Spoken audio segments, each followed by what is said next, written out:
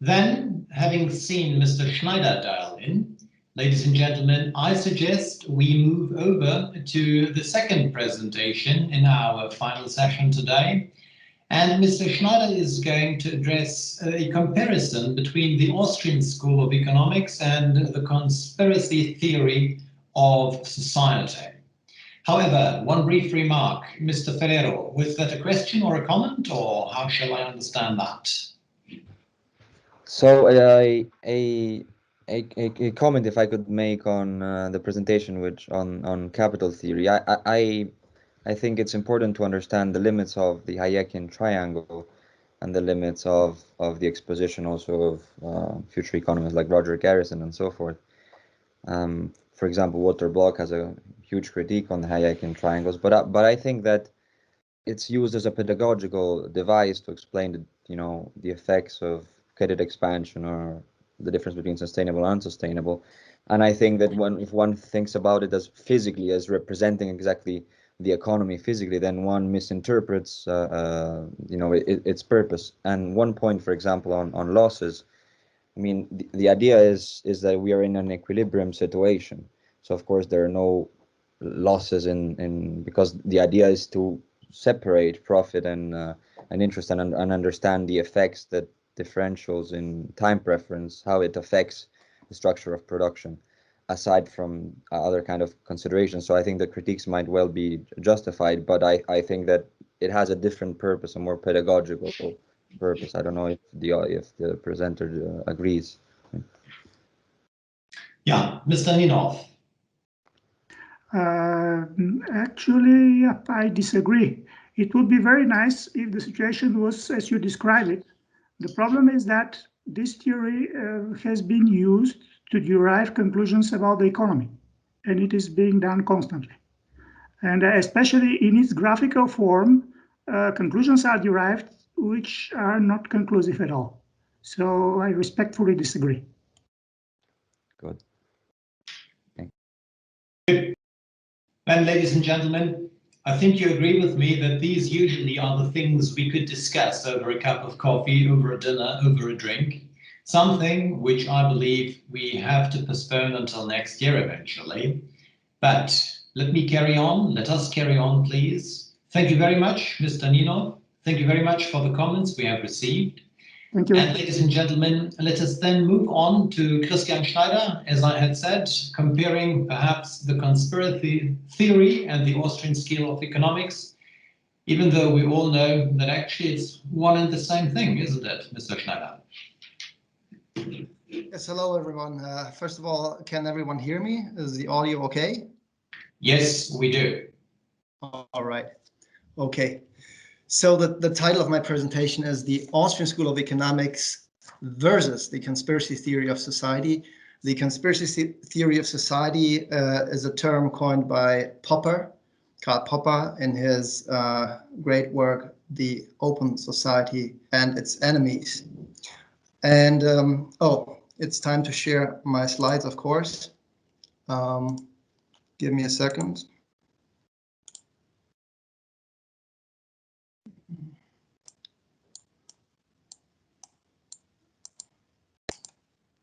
Looks good. Can you now see the title slide?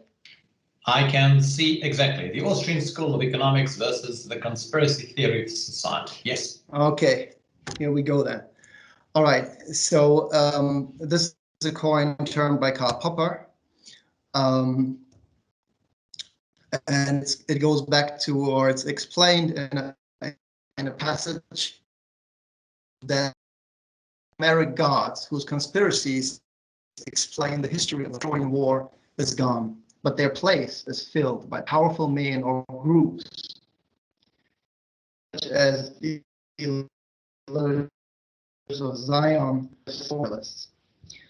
Okay, let me give you one example of such a conspiracy theory of society. Obviously, we're talking about, we could use as a synonym, a grand conspiracy theory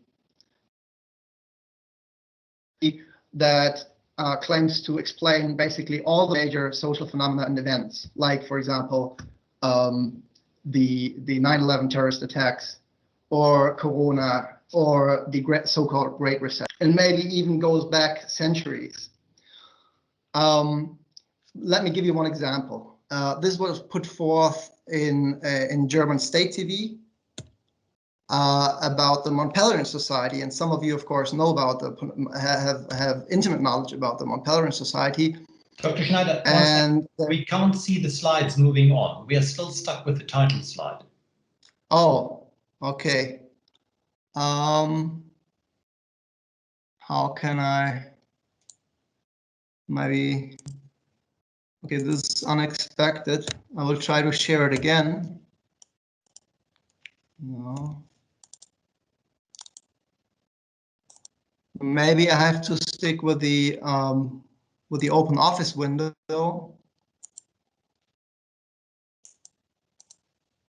Can you see the open office window now? Your screen is black as far as I'm concerned. Here we go. Yes, I've got the spider now. Okay, so this was the title page. I'll remove this. This is Popper. Now I would like to give you an example for a grand conspiracy theory. This is from a German state television show. It's supposed to be a comedy show, and this one was from November 2017 about the Mont Pelerin Society. And here we learn from the actors that the Mont Pelerin Society is the most influential think tank of this republic. Our ideas rule the world. So she's speaking of the Federal Republic of Germany, and promotes the idea that really policies in Germany are determined and commanded essentially by the Mont Pelerin Society, by this neoliberal, as they call it, a think tank. The absurdity is so out in the open that I don't have to comment on that, really. I find it appropriate to compare this really absurd claim with the claims made in another German publication in 1930 in the Stürmer, the infamous Stürmer, where also the Jewish wall conspiracy was depicted in the form of a spider, and it's a web that spans the world. So I think the pictures, these are simple pictures for simple minds. Those claims of world dominion, they usually follow a pattern. They're based on faked evidence, and this is what we also see in this. Well, it is a comedy show, it is a satire show, but they mean it. You can still watch this on YouTube or even on their official website. And here, for example, we are told that Charles de Koch, a member of the Mont Pelerin Society, and of course a famous industrialist and libertarian activist, that he financed Trump. That's the claim made here, and this is, of course, you can easily falsify this.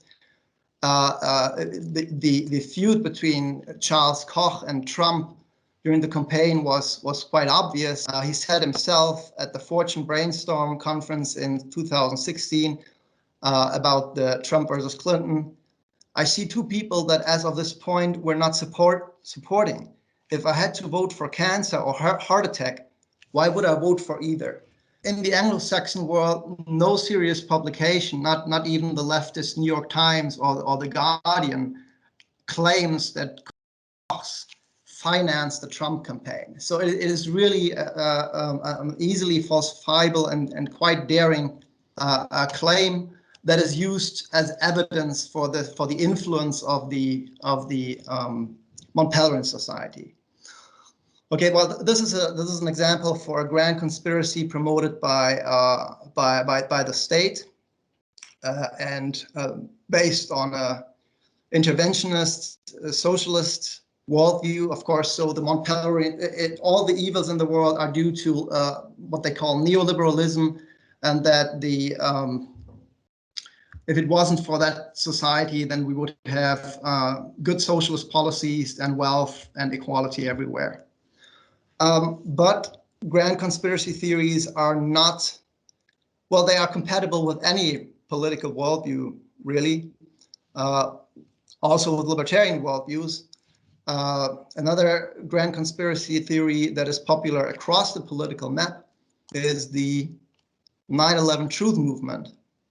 The conspiracy theory here is that the collapse of the World Trade Center was not actually caused by airliners and the ensuing fires and damage, but that there were explosives planted before in the buildings, so that the whole collapse was not really due to the impact of the airliners, but a controlled demolition. And of course, there are the secret puppet masters and perpetrators in the background. Here's an example for a book, Controlled Demolition and the Bush-Cheney-Giuliani Cover-Up. So this one blames Bush, Cheney, and Giuliani, and probably whatever puppet masters are behind them, the Jews or the Illuminati or whatever. There are, of course, all sorts of varieties that fit with this conspiratorial element of controlled demolition. Okay, but undeniably, we see a lot of evil in the world.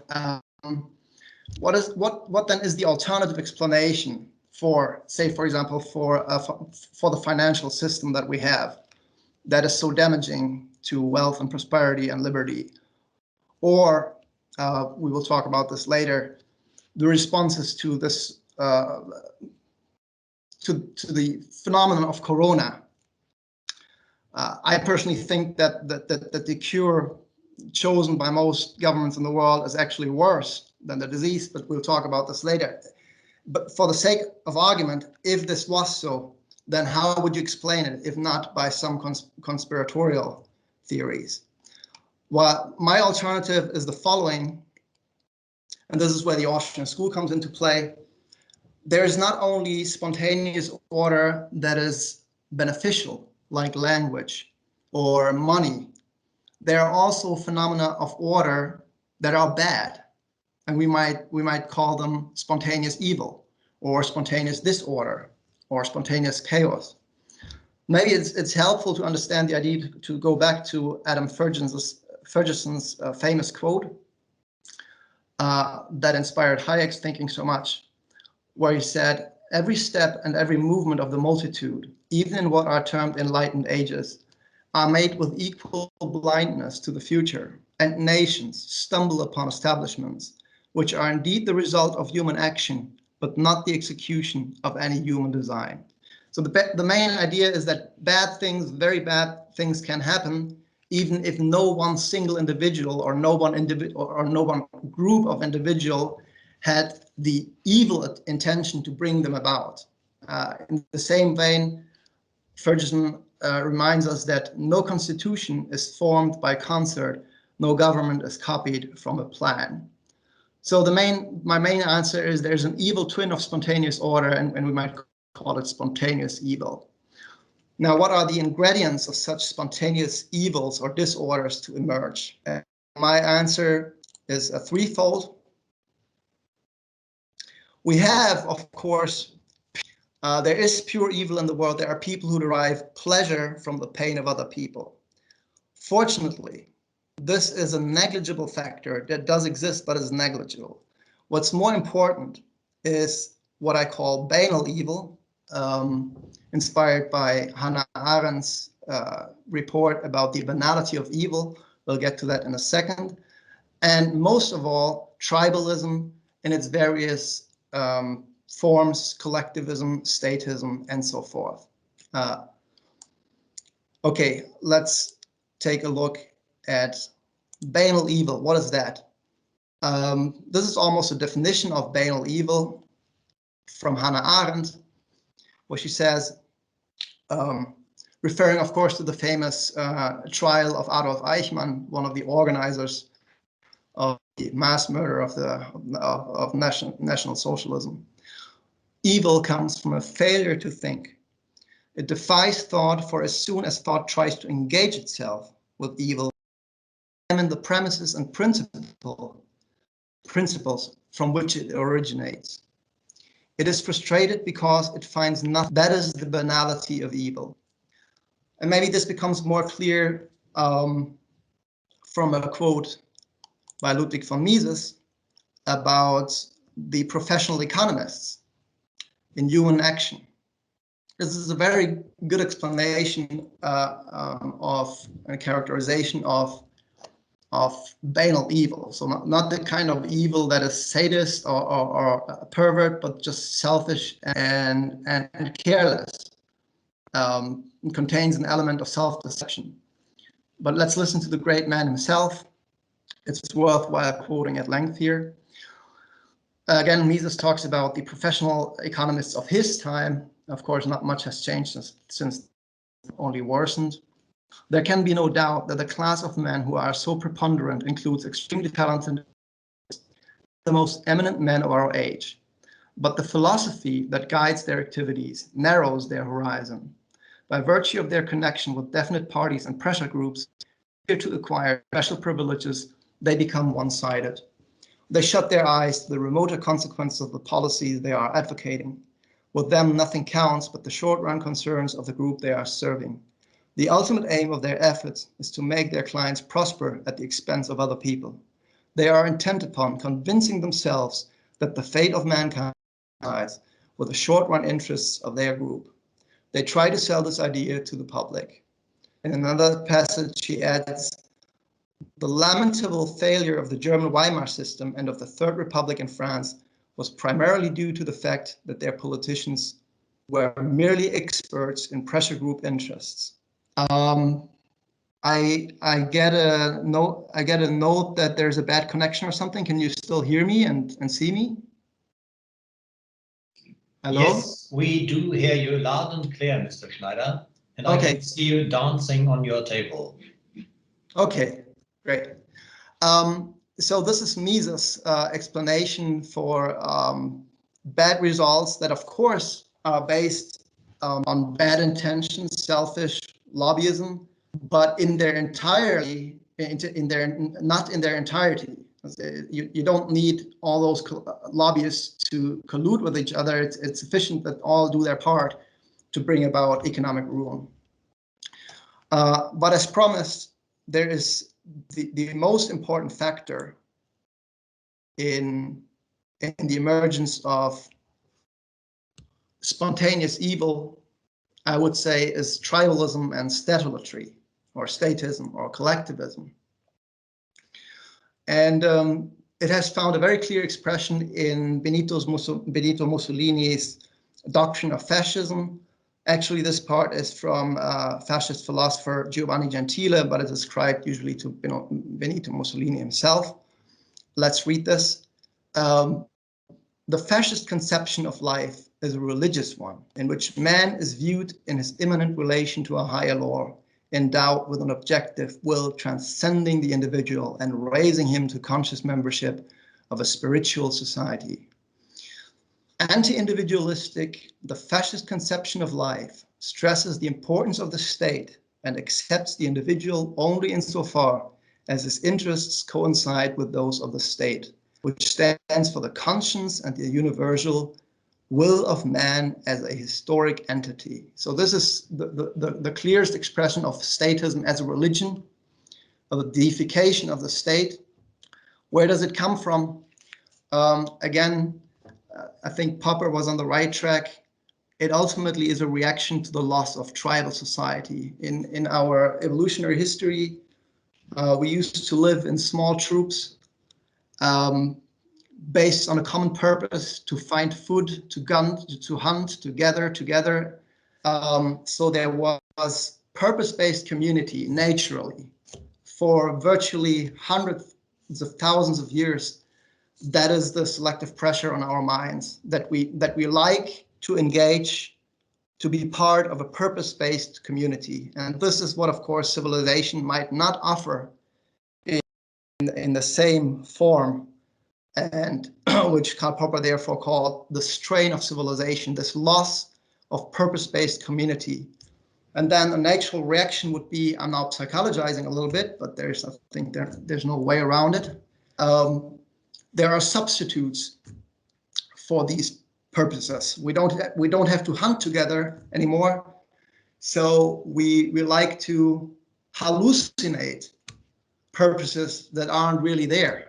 And these purposes then define our tribe. So we might be, for example, feminists that see the conspiracy of the patriarchy everywhere, despite of all evidence. Or again, it might be satisfying to go to war because that creates a sense of purpose, of community.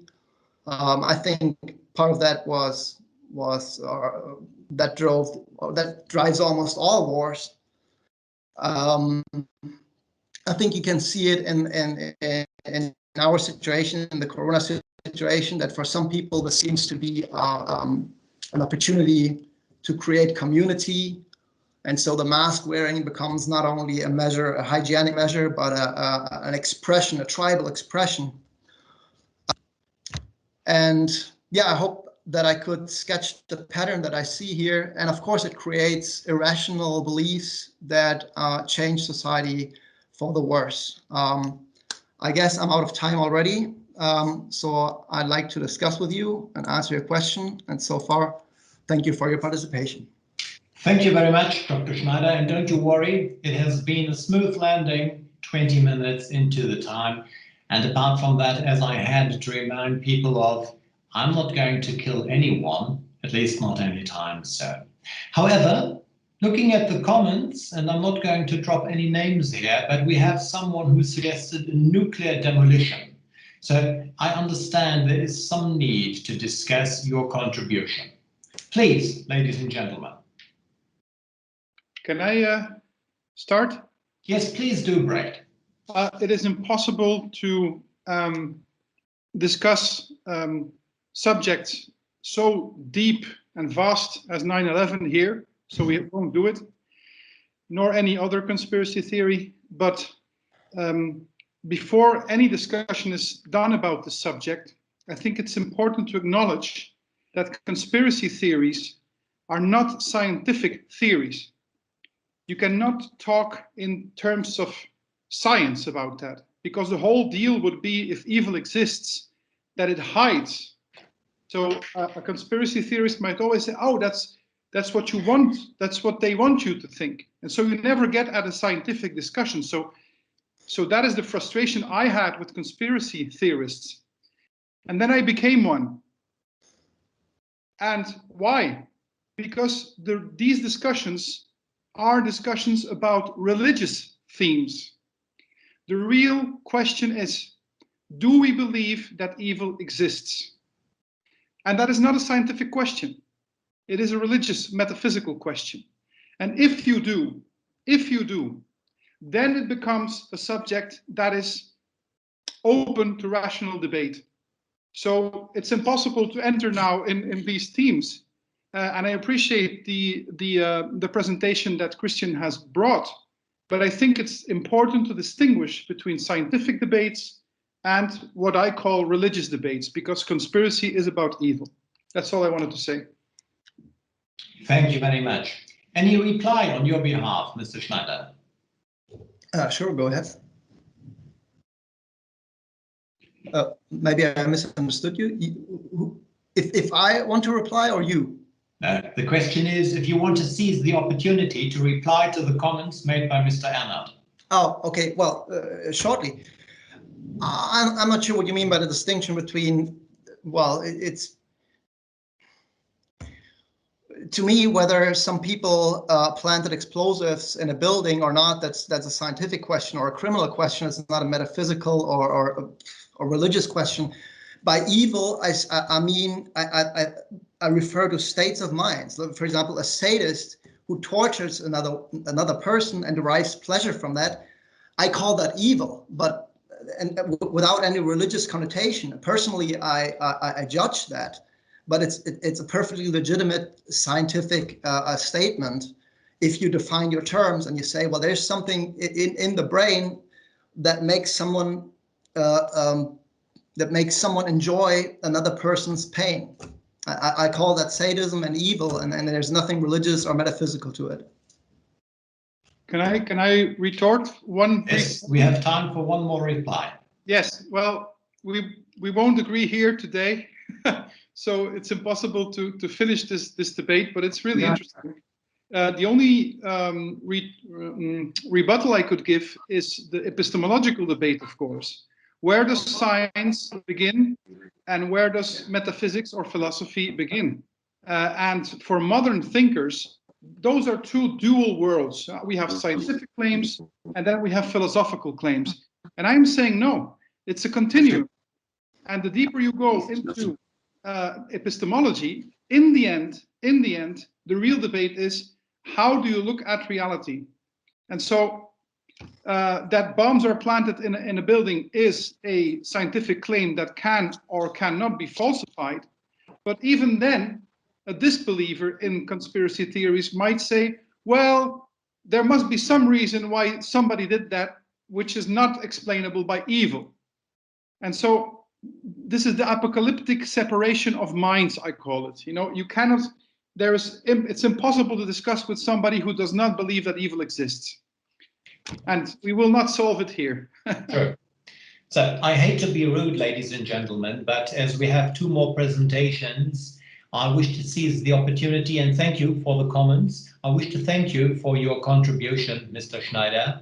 I believe it was very interesting and enlightening, to say the very least. Thank you. Thank you very much. If everyone says thank you, I'm happy to join in. But ladies and gentlemen, you know what people say, let us save the best for last. And Philip, I know that this will put a considerable pressure on your presentation now, but as far as I'm concerned, you are able to cope with that. So we do look forward to the last presentation before we move on to the macro trends price on Austrian economics. And Philip Bargus will analyze the COVID-19 pandemic from a libertarian perspective, ladies and gentlemen. So Philip, let me hand the mic virtually over to you and the stunningly beautiful background of your presentation. Yeah, it's just one of the one that is offered to you, suggested to you by PowerPoint, and I also thought it was the one that I liked most. Anyway, so I think this subject is very dear to all, important to all of us. I think we are dealing here with one of the most important political errors since the end of World War II, or most fateful political errors, which is the political response to the corona crisis, or the coronavirus. And I would like to analyze it from an ethical viewpoint, and more precisely from the viewpoint of the ethics of liberty of Murray Rothbard. So we know that governments all over the world have restricted our freedoms, our freedom of movement. They have forced companies, businesses to close, restaurants, schools for some time. Basically all non-essential businesses were closed in March, April. They confiscated materials, sanitary materials.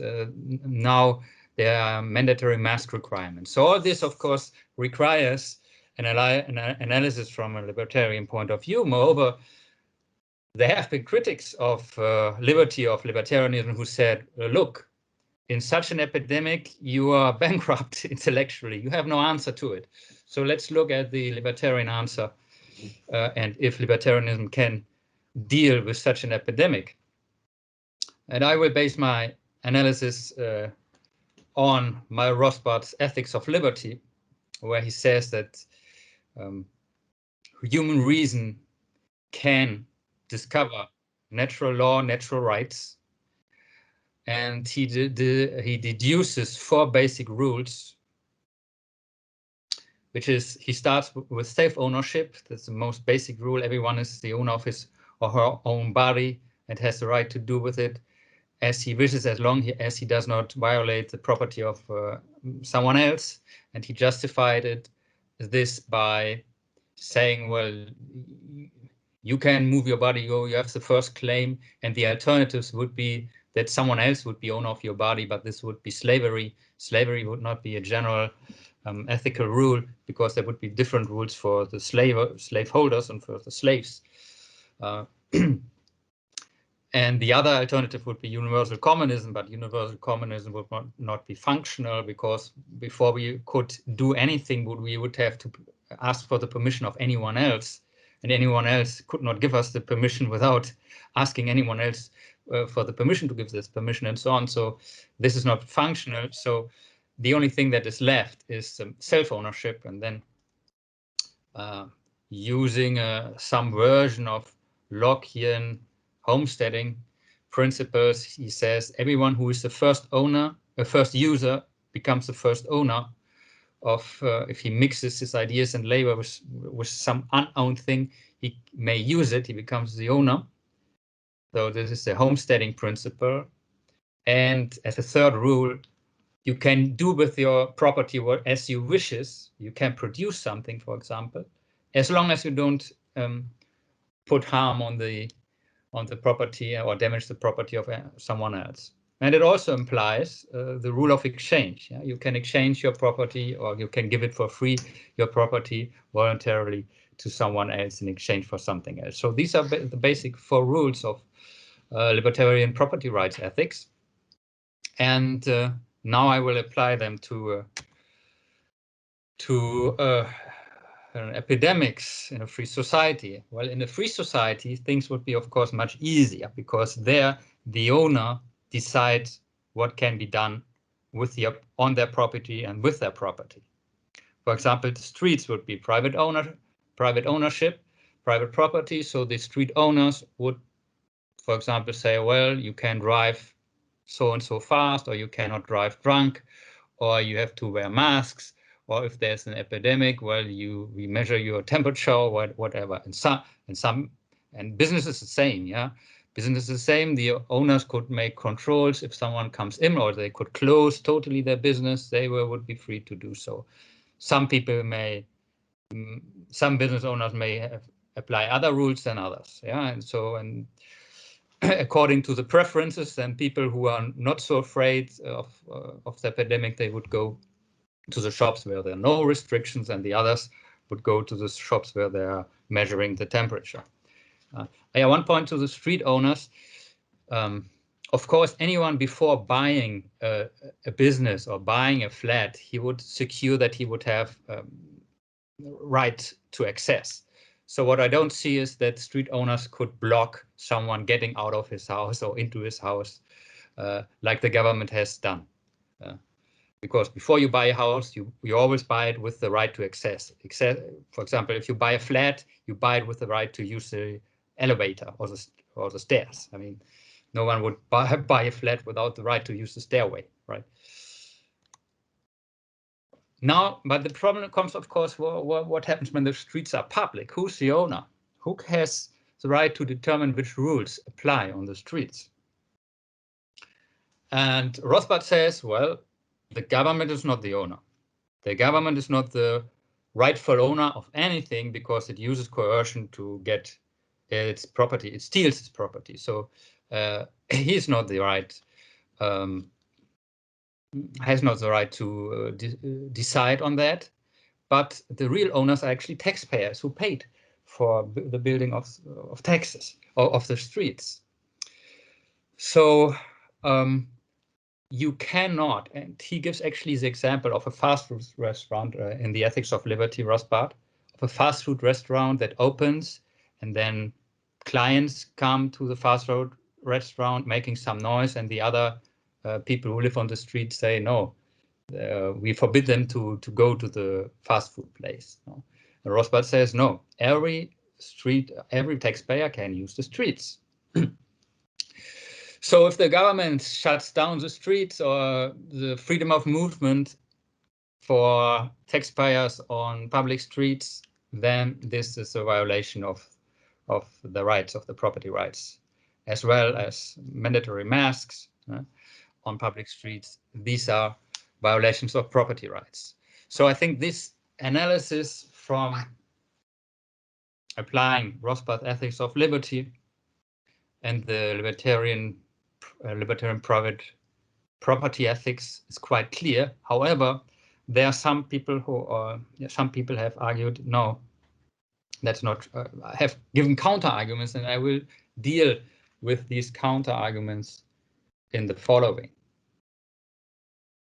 One argument is, well, the government is good, or it's good that the government, it's the right of the government to restrict liberties because there's an obligation to help others. Because the argument is that if we would not leave our houses, our flats, or if we put on masks, then we help others. How? Well, we don't get infected ourselves. And then if we don't get infected ourselves, we don't infect others. So the reproduction rate goes down. This R that Elisa talked about. And if the reproduction rate goes down, the public health system will not be overwhelmed, will not break down, and this will save lives. Okay, I won't enter into the reasoning itself, if that's true or not, but let me apply Rothbardian ethics. He says there exists no right to be helped by others. I cannot use violence, coercion, to oblige other people to help me. Rights are just negative. They determine a sphere of legitimate action, of influence, where I can act. They put a limit, yeah, but they don't oblige you to do something, right? And Rothbard talks about with examples about it. For example, the monopoly owner of an oasis in the desert, who says, "I don't sell my water to strangers." He's actually referring to an example by Hayek. And Rothbard says, no, the owner of the oasis has the right to reserve the water for himself for the future. Maybe he thinks he will need it, and therefore he does not sell it. It's his right. And he makes actually an example, gives also an example with an epidemic, Rothbard. He talks about a doctor in an epidemic who says, no, I will not treat people. I will not help people. He says, well, this is the right of the doctor. Maybe it's morally wrong, but you cannot force the doctor to work. This would be forced labor. Forced labor is never justified. You cannot justify it. So slavery and forced labor is not justified, and therefore you cannot force someone to work for you. Yeah, only because you say you are helping me with it. The second point is that people actually say that confinement or quarantine is like kind of preemptive violence, because people that leave their houses would be potential aggressors. Yeah. So it would be like a self-defense to confine people or force them to wear masks. Okay, this is an interesting argument because also libertarians make it. I say you cannot just use violence before proving without any doubt that you're going to be attacked. As long as you don't prove without any doubt that you're going to be attacked, you cannot use violence. And it's always in dubio pro reo. So anyone is innocent until proven guilty. So the burden of proof is on those that use the defensive violence. Statistical evidence is not enough. No. There's a famous case of the Japanese US citizens of Japanese ancestry in the United States. They were interned in camps, concentration camps, because the argument was they are a potential danger. They are potential aggressors to the American public by doing sabotage. And if they do sabotage, other people may be inspired, may grow, the sabotage may grow exponentially, and we may lose the war, and many millions of Americans will die. So therefore, we preemptively put them in camps, like these kids here. I argue that responsibility is always individual, and you must prove without any doubt that someone is going to act as a terrorist before you can lock him up. Yeah, you cannot just say that he's a potential terrorist and therefore I lock him up. Or you cannot say blacks have a higher criminality rate or crime rate than whites, and therefore we just lock up all blacks as a defensive act. Yeah. You must prove without any doubt someone is guilty. Yeah? Just claiming that someone is a potential threat is not enough. Here Walter Block used the example of bow and arrow. He gives the following example. Yeah? He says, well, let's imagine there's a kid that is playing with his bow and arrow, and he's shooting at a tree on his property. But if he misses, the arrow will go on the property of someone else and potentially kill someone there. Therefore, it would be justified to use violence and prohibit this kid to shoot. The analogy obviously is that, well, if you go on the street in epidemics, you like shooting like little viruses on others and infect others, killing them. No? Well, I would say that in the case of this example of the bow of the arrow shooting kid, yes, that is negligence. That is negligence. If you acting negligency, then you can also, if you prove it, you can stop this person. If someone is driving drunk and has lost control of his car, the police has the right to stop this person, and it has the right to stop this person who's shooting with arrows. But it has not the right to stop anyone from driving or anyone owning bow and arrow. Because one could actually say, well, anyone is a potential bow and arrow aggressor because anyone could buy a bow and arrow and could use it in a negligent way.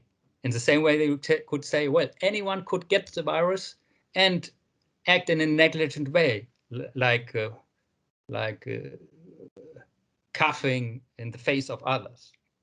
Well, I argue, no, you have only the right to use violence if you have evidence without any doubt that a person is actually infected, that is, a person actually owns a bow and arrow, and it acts negligently.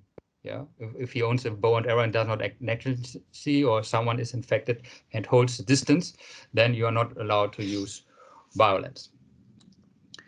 How much time do I have left? Not so much.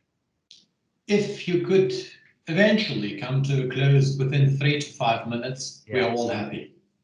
Okay, one last funny argument which was given to me. What happens if there's no time to prove without any doubt that one is an attacker?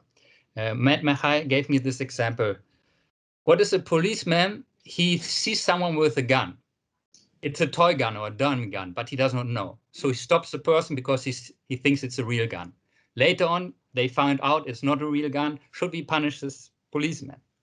And he says this is similar to the government with the coronavirus. The government does not know how deadly it is. It may be the absolute killer virus and kill everyone. So it acts preemptively and just locks up everyone. So why do I think this analogy does not work?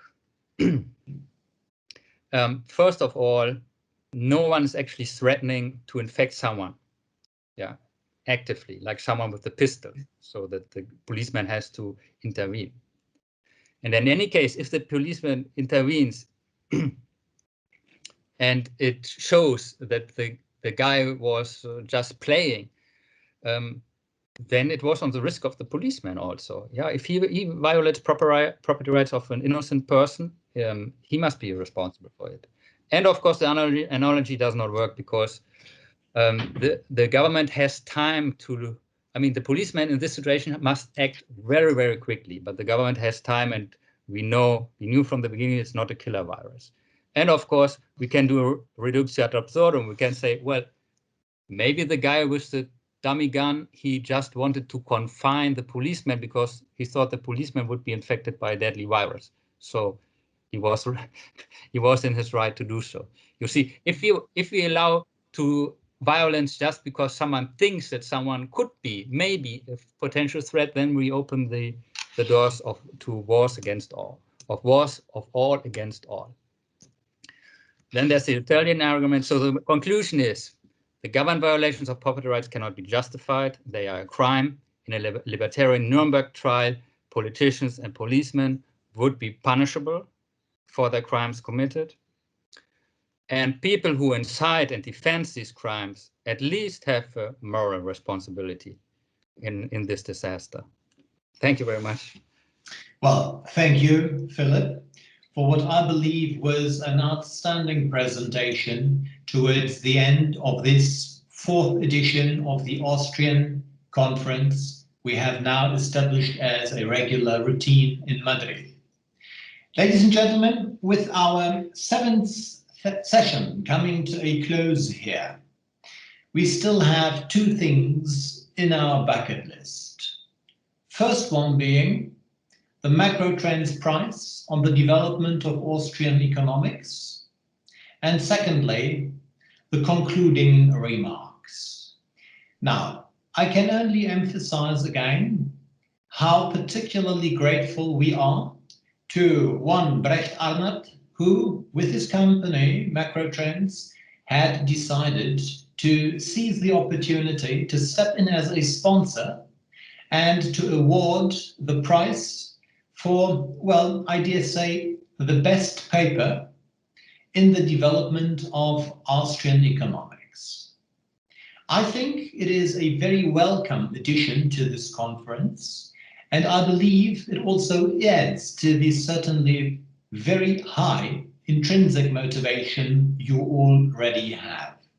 And what is more, ladies and gentlemen, speaking from a purely academic perspective, it certainly doesn't do any harm to have a prize being awarded to you in your CV. Ladies and gentlemen, without any further ado, let us move. And if I look at the number of participants which have now appeared on site, this appears to be eagerly awaited.